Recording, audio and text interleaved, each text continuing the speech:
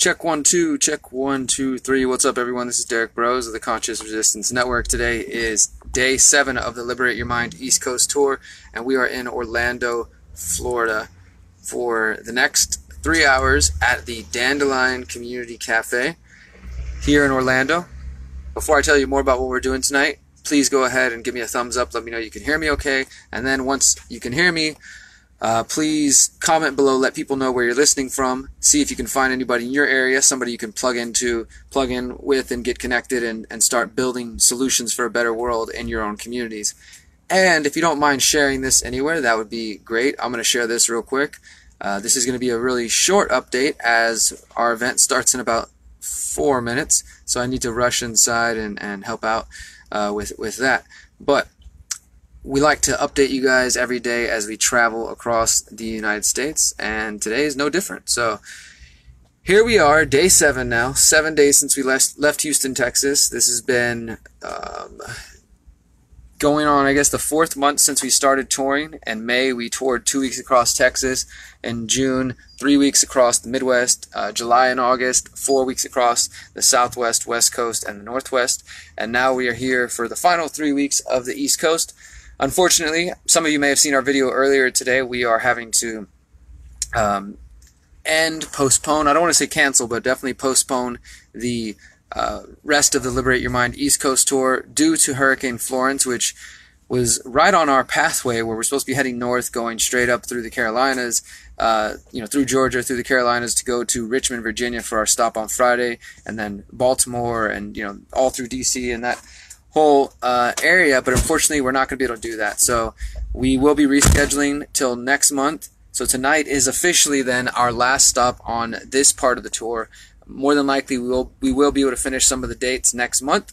And yeah, but let's talk about briefly what this tour is about. So we are here at the Dandelion Communitea Cafe in Orlando, Florida for the next 3 hours. My partner Miriam, who just went inside, will be hosting a intro to guided meditations. This is for anybody who's ever tried to meditate, has been interested in meditating, or thinks that you can't meditate. This is a really simple, easy, just get started kind of mindfulness practice that we're promoting and that Miriam is involved in. She's also promoting synchronized global meditations around the world. So, we're promoting that. The other thing is we are also promoting waste reduction as we travel. Everywhere we go on the road, we've been saving our waste, saving our trash in a bag, and at the end of a week or 2 weeks, saving it and then weighing it. Basically, what we've found out is that the average person in the world, in America and beyond, produces 4 pounds of waste a day. 4 pounds of waste a day, that means you're leaving behind mountains of trash over a lifetime. And we want to try to combat that, not by asking the government for help or trying to vote or pass a law or something like that, but by leading by example, which is what we believe in. Leading by example. And the way we do that best is by showing people what it looks like when you actually take care of yourself. So that's what we're doing. We're promoting waste reduction by saving our trash and trying to be more mindful, to not just be blind consumers, and to actually try to think about our purchases and whether or not they're going to help the planet or help the future coming generations and things of that sort. Because most people don't really think that deep, unfortunately, and we're trying to encourage that level of thinking in our world today. Along with the waste reduction and along with the meditation, we are also promoting volunteering. So we are volunteering in every community we visit to promote mindfulness, but in a different way, to promote people to get involved locally where they can. Again, to show people that we don't need the government, we don't need corporations, we can take care of ourselves, right? So every city, we might be at a community garden, we might be at an animal sanctuary, we might be at a permaculture center, or feeding the homeless, or cleaning up a beach. We've cleaned up a couple of beaches in Florida, cleaning up parks, things like that. Just a way to give back to everywhere we're going.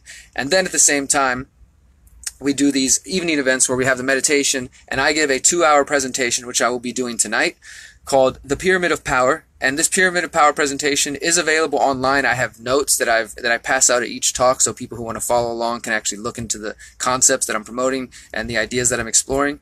But it's about waking people up to the systems and the various organizations and individuals and pieces that make up this pyramid of power that seeks to control and dominate us, even though we are free, beautiful, powerful people capable of organizing our own lives and our own affairs. So first, to understand the need for solutions, the importance of solutions, we have to understand the systems and the people and the organizations that stand in the way of us being mentally, physically, and spiritually liberated. So we have to identify the problems, spend a little bit of time talking about the quote-unquote problems so that we can focus on the solutions, right? So that's where we're at today, is focusing on a little bit on the problems for this presentation. That is called the Pyramid of Power, and we will be discussing all the different systems that get in the way and what we can do to get past that and to localize and decentralize and overcome those things.